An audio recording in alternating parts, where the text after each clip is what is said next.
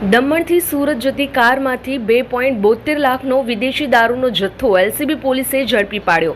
વલસાડ જિલ્લા પોલીસે દમણથી સુરત તરફ લઈ જવાતો વિદેશી દારૂનો મોટો જથ્થો ઝડપી પાડ્યો છે।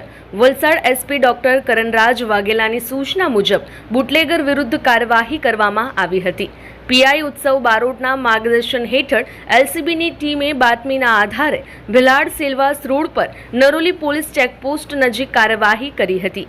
લાલ રંગની Hyundai venue car number GJ15CK0577 ને રોકીને તપાસ કરતા તેમાંથી વિદેશી દારૂની બોટલ નંગ 876 મળી આવી હતી। જપ્ત કરાયેલા દારૂમાં વિસ્કી, બિયર અને વોડકાનો સમાવેશ થાય છે। દારૂની કિંમત ₹2,72,936 છે।